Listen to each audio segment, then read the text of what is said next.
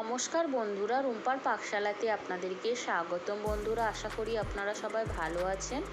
আর আজকে আমি আপনাদেরকে ছাল সমেত ব্রয়লার মুরগি আলু দিয়ে রান্না করে দেখাবো, একদম সিম্পলভাবে আর খুব কম মশলায়। তো তার জন্য বন্ধুরা এখানে পেঁয়াজ, টমেটো, আদা, রসুন আর কাঁচা লঙ্কার পেস্ট নিয়ে নিয়েছি। আর এখানে মাংসতে দিয়ে দিলাম পরিমাণ মতো লবণ, হলুদের গুঁড়ো, লঙ্কার গুঁড়ো আর সর্ষের তেল দিয়ে খুব ভালো করে ম্যারিনেট করে রেখে দিলাম। এরপর বন্ধুরা কড়াইয়ে তেল দিয়ে পেঁয়াজ, টমেটো, কাঁচা লঙ্কাগুলো দিয়ে একটু হালকা ভাজা ভাজা করে নেব। খুব কিন্তু মশলা কষাবো না, মাংস কষিয়ে কষিয়ে মানে মশলার সাথে অ্যাডজাস্ট করে নেব।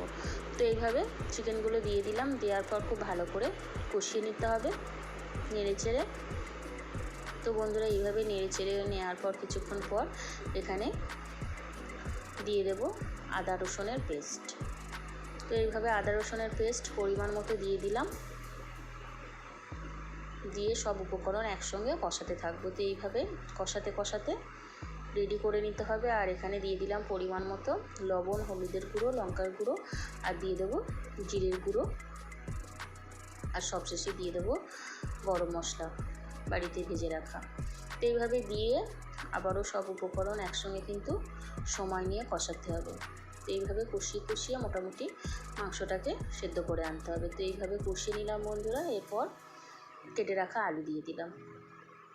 তো এইভাবে আলুও দিয়ে দিলাম। দিয়ে আবারও সব উপকরণ একসঙ্গে কষাতে থাকবো। আর এখানে ভালোভাবে কষিয়ে নেওয়ার পর গরম জল করে রেখেছি, অল্প অল্প করে গরম জল দিয়ে দেবো। তো এইভাবে বেশ কিছুক্ষণ ধরে প্রথমে কষিয়ে নেব।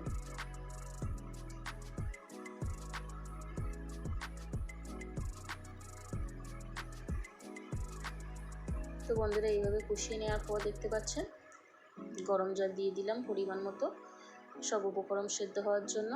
তো এইভাবে দিয়ে দেওয়ার পর বন্ধুরা এখানে কিন্তু মোটামুটি 15-20 মিনিট মিডিয়াম ফ্লেম করে রেখে দেবো, যাতে আলু মাংস সেদ্ধ হয়ে যায়।